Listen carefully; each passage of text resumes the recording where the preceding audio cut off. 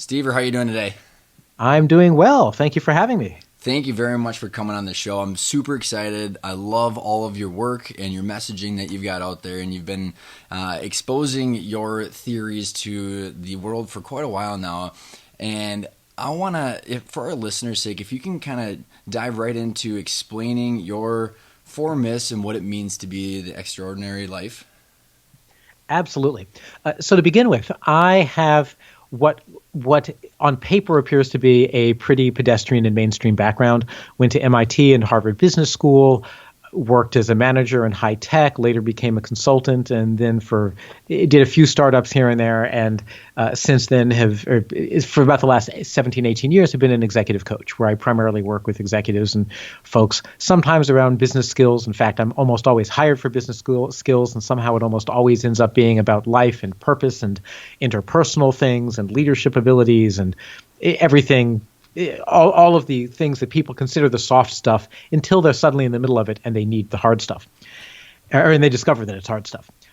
One of the things that I have discovered over the years, and we can talk more about my living an extraordinary life experiment later if you're interested, but I started noticing that there was a lot of conventional wisdom that just didn't match my experience. Stuff that people would say, and we would all nod our heads and go, oh, yes, that makes sense. And then when I really stopped to think about it, I realized actually it doesn't make sense. So there are four major myths that I talk about. There's probably actually a few more than that, but those are the four biggies. The myth of hard work, the myth of planning, the myth of goals, and the myth of marshmallows, which is deferred gratification. And all four of these are strategies that work in some places and usually on a micro scale. And they work so well in some places and on a micro scale that we believe that we should apply them to our entire lives. And we end up doing things like saying to young people, well, work hard and you'll get ahead. And I'll tell you something, I can provide so many counterexamples to that in both directions of people who have worked hard and not gotten ahead, and of people who have gotten ahead and not worked hard. That I'm not even convinced that it's more than a very, very loose correlation. And then one day I realized that I should ask people, what does that sentence even mean? In a world where today almost every job consists of sitting catatonic in front of a screen, twitching our fingers on top of a keyboard, what the heck does hard work even mean? And the nice thing is I give a lot of public speaking and presentations, so I would just ask the audience. And by far, the most common answers are, by definition, hard work is work that I spend more time on than I want to spend, that is difficult for me to do, and that is unpleasant. And that's how people actually define hard work. So when we say to a young person, work hard and we'll get ahead, what we're saying is find something you're not good at that you hate doing and work really long hours. And that's the path to success. And I just reject that. Frankly, I think that, in fact, the research that I'm aware of on productivity backs me up. If you give someone a job that they're good at, that they enjoy doing, It's not work. Right, it's not work. They don't think of it as hard work, and they do it, and they generally do a way better job than if they're doing all that stuff that they are not good at, and it takes a long time, and that is unpleasant for them. Well, and then you got these other three and I think all four of these myths that you've got and are extremely correlated to the building of a business and being a business owner. And with our listeners, they've done a lot of these things to create this valuable business with a culture and people. But I mean, they had goals and they had planning and they had deferred gratification as they're plowing their profits or plowing the risks that they're taking from sacrificing your family and all, or time with family, all into this building this business. So explain where you came from these four myths and like what you ended up doing to realize that they were myths. Well, okay. Well, so to begin with, like I said, there are places where they work, and the places I started realizing they were myths was when I talked to people who were mid and later in their careers. As I said, I work as an executive coach, so I would sometimes sit down with people who had, say, there was one gentleman who had run a 60,000 person company. And we were talking. He was getting ready to retire, and we were discussing what he would do next and how he'd spend his time. And he had no hobbies, he had no outside interests, and so I asked him, "What did you enjoy about the business itself?"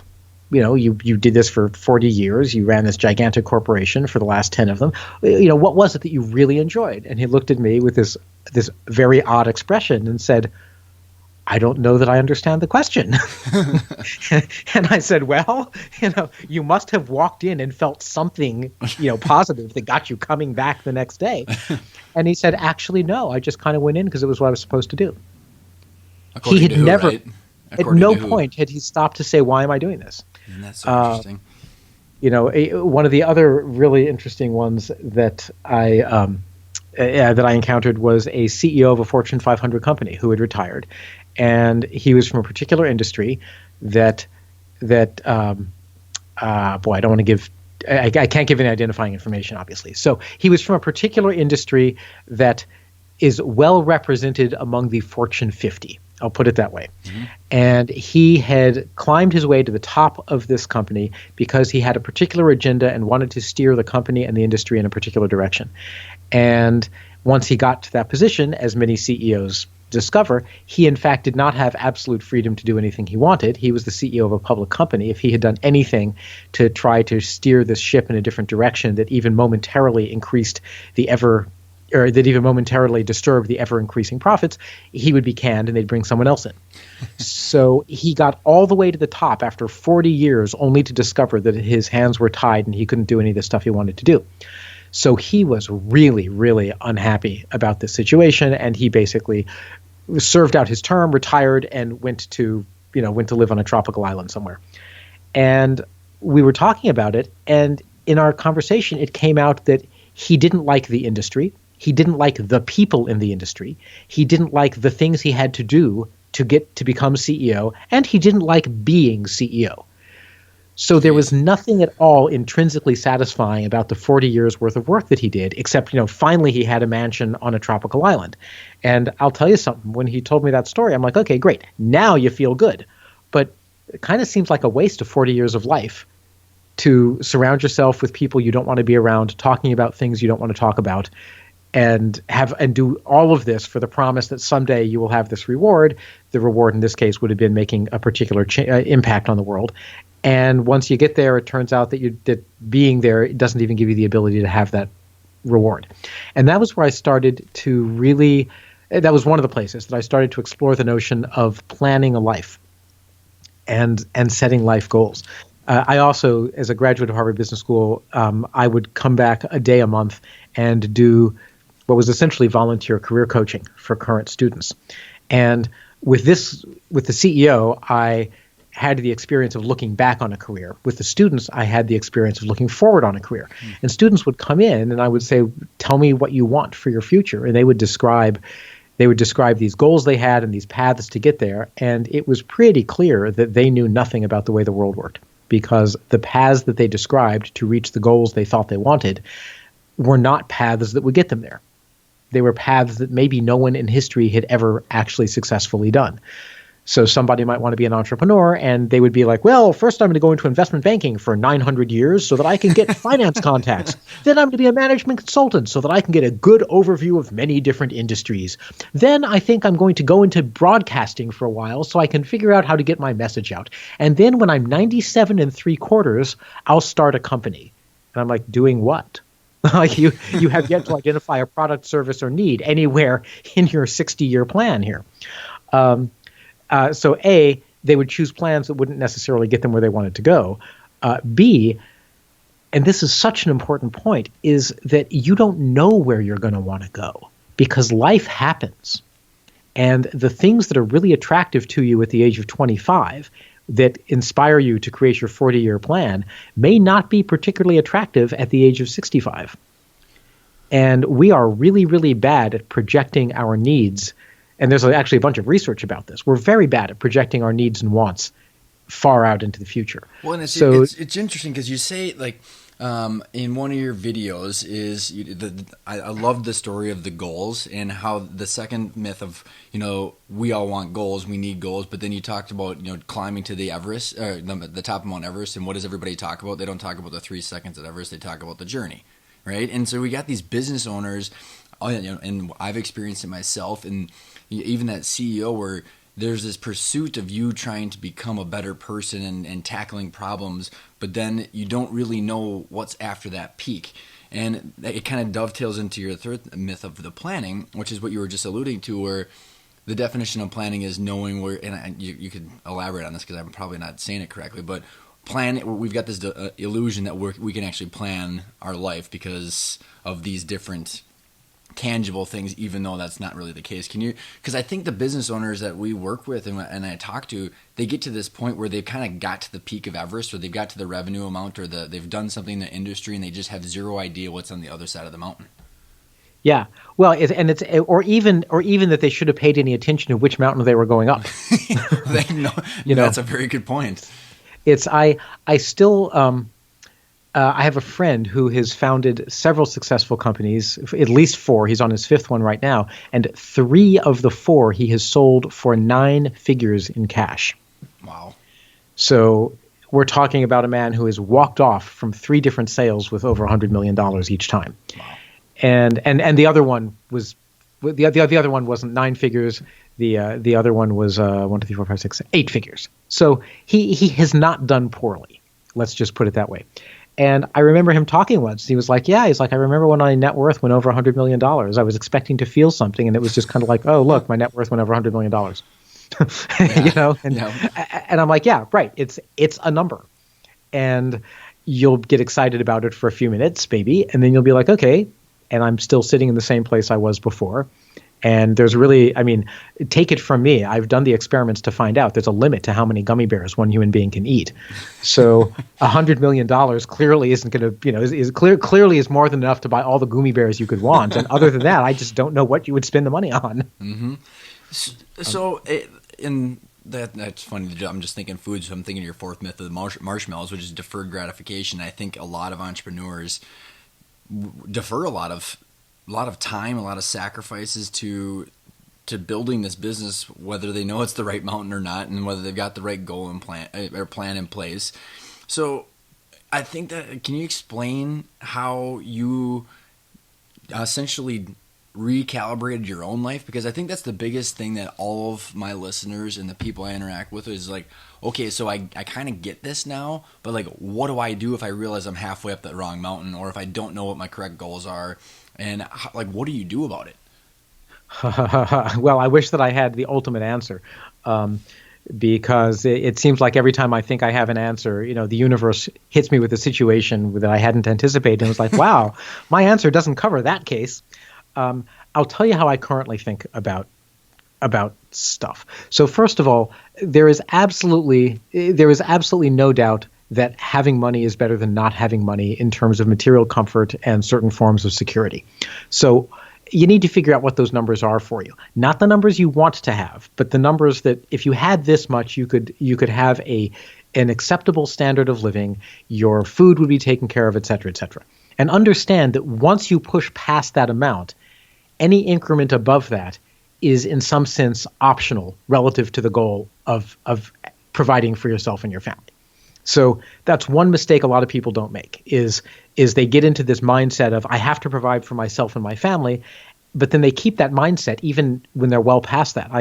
The woman who was my mentor when I was a teenager was a friend of mine's mother, and she was investing in real estate in Southern California in the 1970s and doing very well. She made several $1 million. Fast forward 40 years, and I was visiting her as she was preparing to sell off all of her real estate and just travel around the world.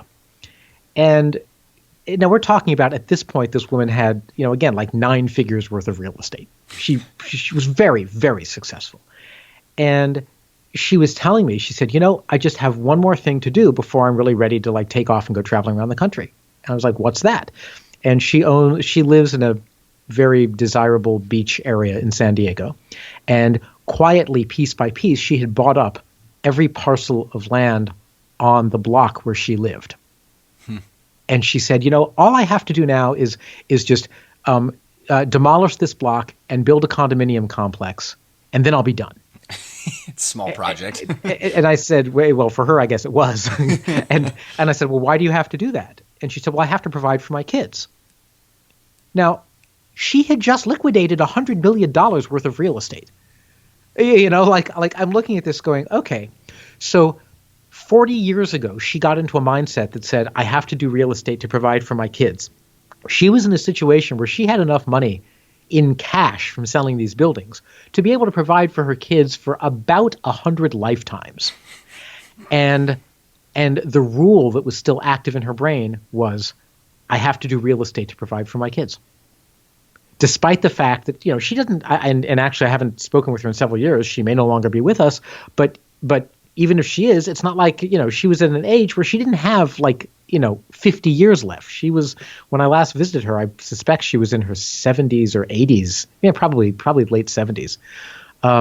So, like at some point you need to decide enough is enough, but then you have to decide what to do next.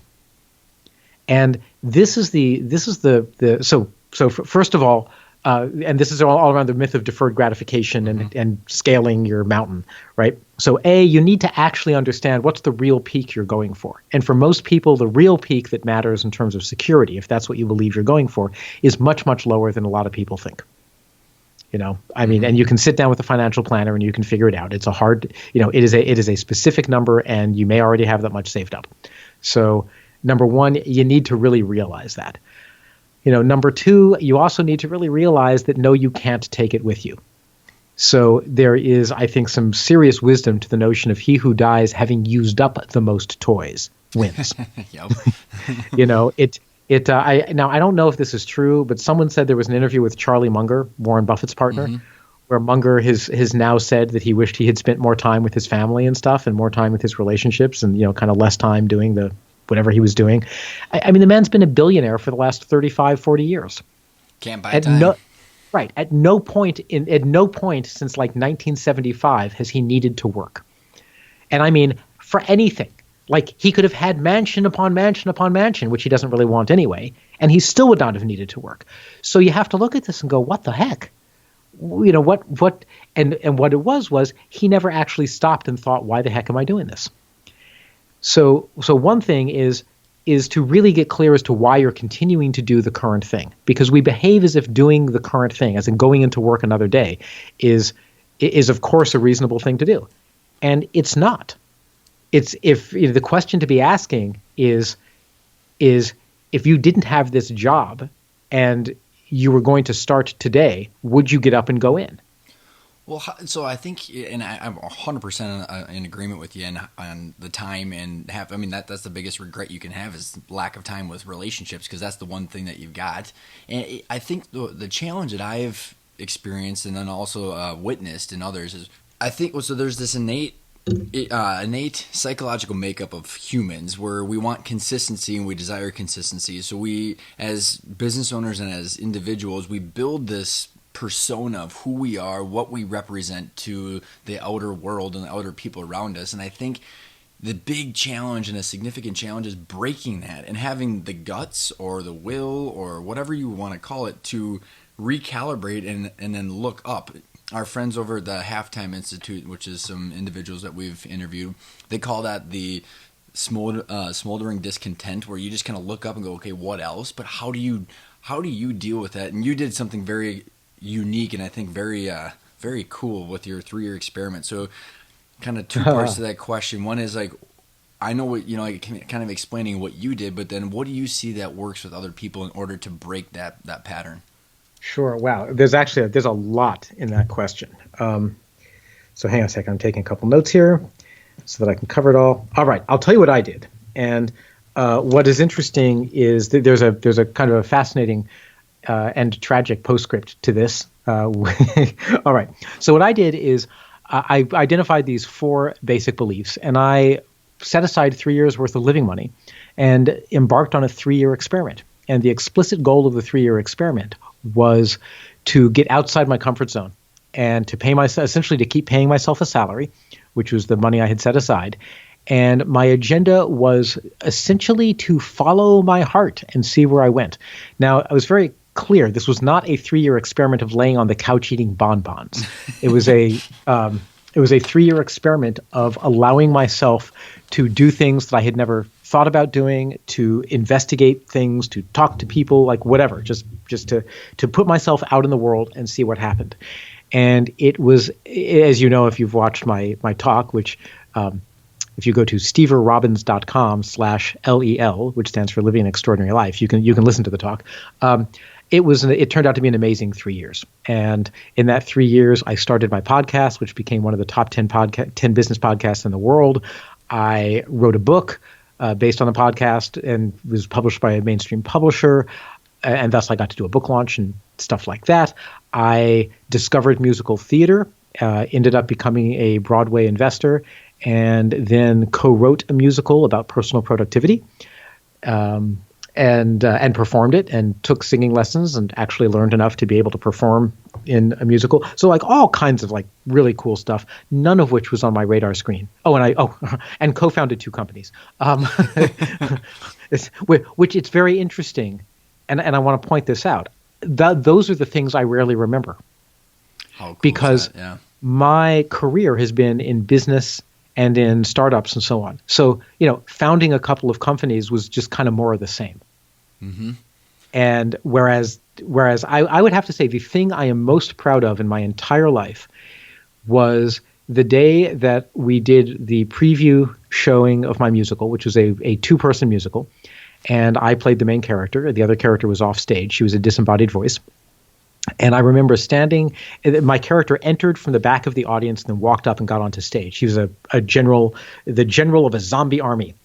And I remember standing at the back of the room, the music started, and I was about to step down, walk in front of this entire auditorium full of people. This was done on a real theatrical stage at a local university, and start singing. And I was going to have to carry the show alone on stage for an hour. Wow. And I remember thinking, this is either going to be the biggest disaster of my entire life or the biggest triumph. And I don't know which it's going to be. And I walked down and got up on stage and started singing.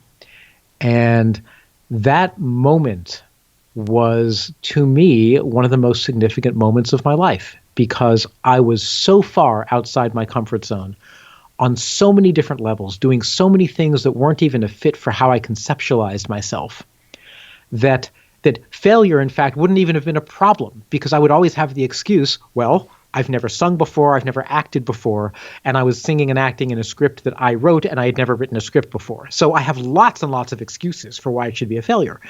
And it transformed my sense of self, getting up and doing that. Because you had this new sense of self, what do you think changed, and how did you, when you walked off stage, what was the new dialogue in your head? Well, the new dialogue in my head was, I am now an actor, singer, and playwright, in addition to being an entrepreneur and writer and podcaster and all of the other things. That there's this whole world that is now accessible to me that wasn't before. So when someone says, what do you do? I can choose to just talk about that.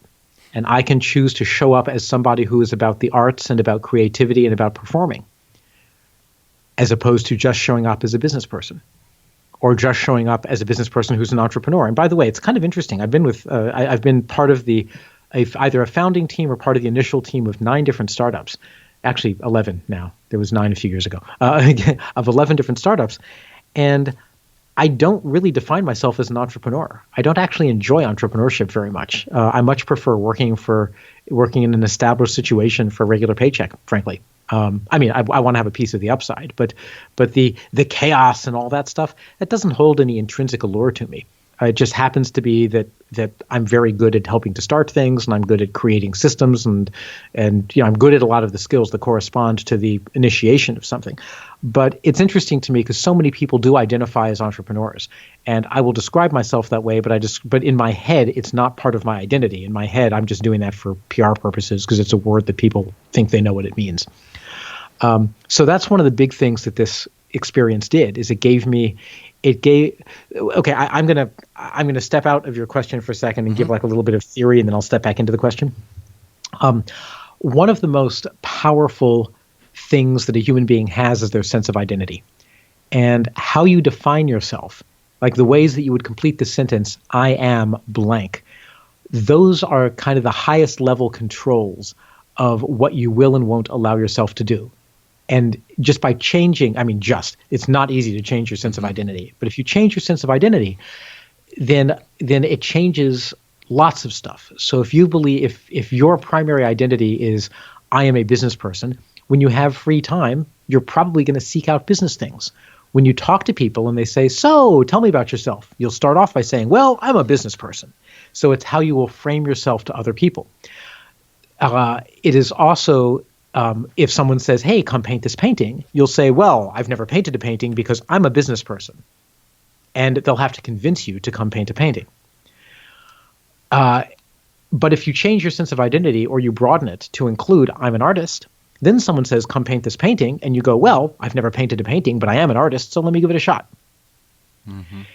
The sense of identity is really critical in how you think about your relationship to other people, to the economy you're in, et cetera, et cetera. And so you kind of just step in and into that sense of identity, and it determines a lot about what options you have available and what you'll let yourself do.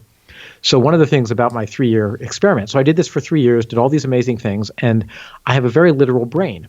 And it was a 3-year experiment, and at the end of the 3 years, my brain flipped out of that mode right back in to the non-extraordinary way of living. And it was pretty hellish for a couple of years. And then it was June 17th, 2014, about 4 p.m, I was typing something on the computer, and all of a sudden my brain said, experiment back on. And I don't even know how to describe it. Literally in an instant, I went, well, I guess this thing I'm working on doesn't matter anymore because I'm back in the experiment mode. And I'm back towards not using goals and not using life goals and life plans. I can still use goals and plans to accomplish smaller tasks and projects. And 3 days later, I was on the bus to New York City, and I sat down, and this young college student sat down next to me. We got into a 4.5-hour conversation, and long story short, we ended up becoming business partners. And this relationship with this young man completely changed my life in many deep and dramatic ways. And it's been really quite an amazing 3 years. And then a couple weeks ago, we parted ways. It was extremely unexpected, and to be perfectly honest, it was initiated on his end, and I still have no idea what it was about. I'm completely mystified.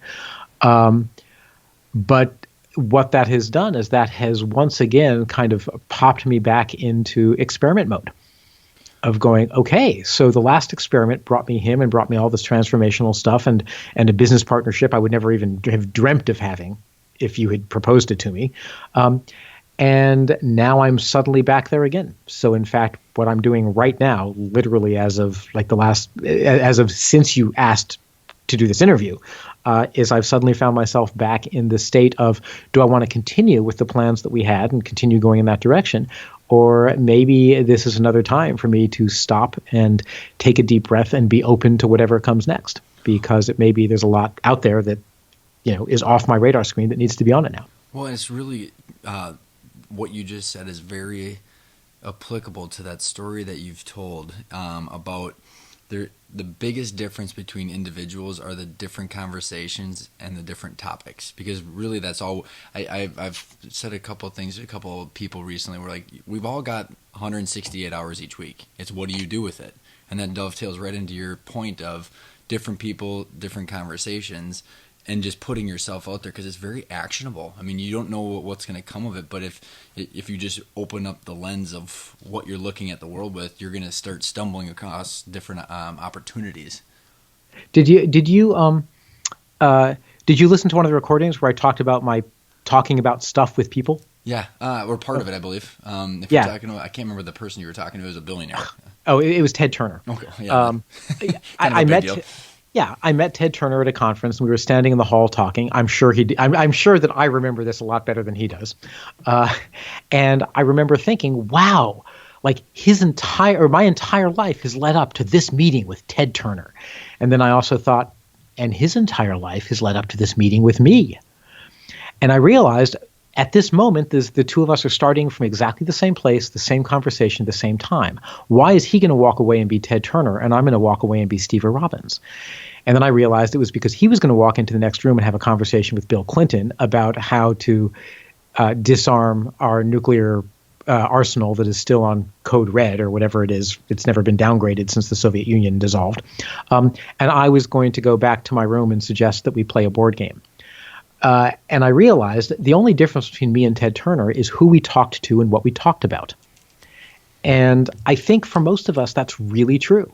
That the main things that determine the course of our life are our relationships, which in turn are determined by who we're talking to and what we're talking about. And you can't always determine who you're going to talk to. If I tried to go into the next room to talk to Bill Clinton, I'm guessing the Secret Service would have had other ideas. But I'm free to talk to anyone about America's nuclear arsenal. And I'll bet if I talk to enough people, eventually someone will say, let me introduce you to my uncle who works for blah, blah, blah, and see if there's anything there. So you can start by just having the conversations you want to have. The people who you've had other conversations with in the past, most of those will opt out because that's not what they want to talk about, or else you'd already be talking about it. And if you are proactive about this and follow the thread of the conversation and the referrals, you may actually end up someplace doing something really different from what you thought you'd be doing. So this introduces the idea of conversation and people as critical pieces for how you want to live your life. Who do you want to talk to and about what? And start having those conversations. And that kind of leads into my theory of goal setting. And this is about life goals. This is not necessarily about project goals, but about life goals, which is what we're told to do is set a goal, a life goal, and then figure out how we're going to reach it. So my life goal is I want to be a veterinarian. And in order to reach it, I have to go to veterinarian school. And then I have to apprentice myself. And then I have to join a practice. And then I have to buy the practice from my partners and whatever. There's a series of steps that one can take. And again, no one ever talks about the goal. What they talk about is the journey. So I ask, why not decide the journey you want to take and then choose any goal that will force you to take that journey? Doesn't matter what the goal is, because the goal is not the point. And the journey, to me, I identify 4 aspects of this. There may be more. This is not the result of 40 years of study. This is a result of me just kind of observing what people seem to orient around. Is who are the people you want to associate with? What is it that motivates you to get out of bed in the morning? What are the tasks that you like doing? And what do you want to learn? And if I can, let me return to my theater example. If what I want to learn is how to sing, and the tasks that I enjoy doing are teaching things, and the people I like to hang out with are theater people, and the thing that motivates me is doing good for the world, then I could imagine, wow, why don't I could set as a goal to be the voice teacher, to be a voice teacher and work with students who want to produce musicals that have a social justice message. Mm-hmm. That could be one thing. Or I could I could set as a goal that of being like, the vocal, what's the word? A vocal pathologist somewhere in the theater world to help opera divas who have nodules on their vocal cords or whatever. I mean, there are actually really different things that I could do, all of which would force me to associate with those people to do the activities that I like doing in the communities that I want to do it and that have a motivational purpose for me. I love it. I think that was the best definition of how to go forward I've heard so far. And it's a way that I would not have articulated. I was having this exact conversation with a really good friend of mine who owns some assisted living facilities and just really looking to do what am I going to do next? Because he's hit the financial nut that he needed to hit, and now it's, should we buy other businesses? Should we sell this? Should we do real estate? And it's all kind of the Charlie Munger, Warren Buffett trying to drive the net worth. But the conversation I had with him was like, hey, well, now you have the freedom to choose the conversations, the people you want. And it was the kind of the way that the conversation took was, let's say you love healthcare and you want to change healthcare and you can go down that direction. Instead of just looking at the rate of return or the value, now you can go project yourself in that direction, start interacting with the top minds in science and in health, and surround yourself with the things that you like to do. Or if the other direction is education, you're going to project yourself that way and you're going to be submersed by those things, but the number no longer matters. So in that, and having the option, I mean, that's what having a business for is. You got options to do that kind of stuff. Well, in fact, I have a coaching client who sold his business, doesn't have to work again, and what he's doing, in fact, what he part of the initial engagement that I had with him was essentially helping him develop the courage to really step outside his comfort zone. And when we started working together, he wanted to learn how to compose music and stuff, and now he is composing and recording songs, and he is hobnobbing with famous musical people, and I mean all kinds of stuff. And he is becoming a musician. He has a studio in his house, and he's doing it. And it has been a process of realizing that it doesn't have to be a continuation of what he's done. It can be something really different. Because once you've got the resources, for goodness sake, like understand that. It's the incremental value of going from a net worth of $5 million to $6 million may be dwarfed by the incremental value of just going ahead and living off of your $5 million and instead spending that writing a musical theater piece or learning how to fly or climbing K2, which are all things that I've known people who have done once they have hit whatever their number is and decided, hey, I'm not going to stay hostage to the way I've had of thinking. But in order to do that, they need to be willing to get away from other people, because other people have expectations and their expectations will mold you to some degree. Get away from other people for a little while and really ask either what are the things I want to do that I've never done, or what are the things that are important to me, or just what's something that's outside my comfort zone that will help kind of shock me back into adolescent learning mode, because I don't need to be career oriented anymore. So if you were sitting in my office right now and I was one of your clients in that situation, and I've trying to figure out what's next, where do you start? What's the first question you ask someone? The first question I'd ask is, what do you enjoy? What makes you happy? And by the way, I there was a time when I didn't think I'd have to ask this, but it turns out, like I said before, there's a lot of people who've never asked that question. Mm-hmm. They've never really stopped to go, where do I get my satisfaction or my joy or whatever? And by the way, if the person says money, I'm not going to believe them, because money is always a proxy for something else. Mm-hmm. Money itself has no intrinsic value. It's only valuable in terms of the things you can exchange it for. And if you're at the point where you have enough of it that you no longer have to exchange your time for money, then then now we need to move out of the abstraction and get into the concrete stuff. So that's where I would start, is really saying, what do you love? And again, I have this sort of 4-element framework. What do you love to learn? What kinds of people do you want to hang out with? What motivates you to get out of bed in the morning? And what kinds of activities do you enjoy doing?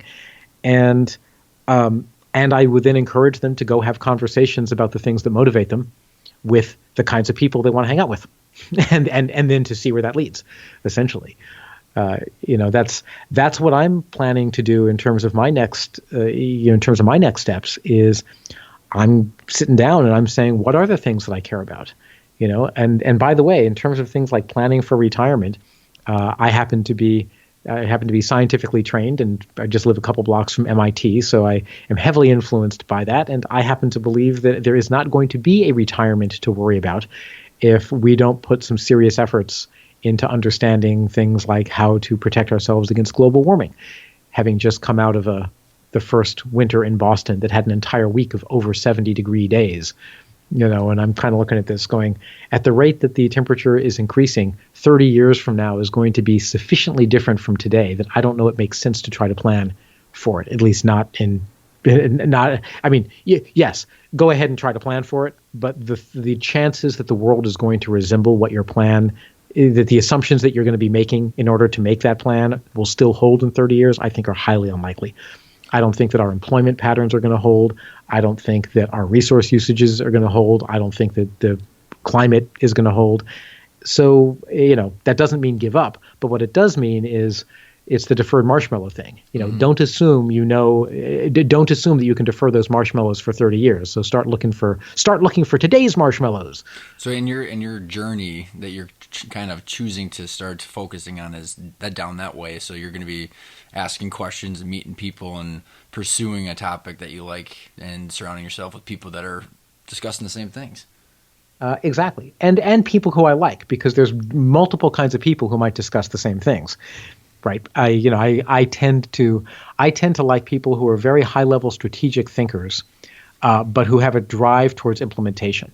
I'm one of those people who actually moves pretty smoothly all the way from implementation, back up to the 50,000 foot view. I can go all the way from 50,000 feet down to 10 and back. It's just my brain works that way, and so I like dealing with people who can also either do that transition or who I can work with to connect either the small detailed picture to the large picture or the large picture to the details. So I like being the bridge between those, which means I'm going to go seek out people who either also can be the bridge or who are at one area and the other and want to do the connecting.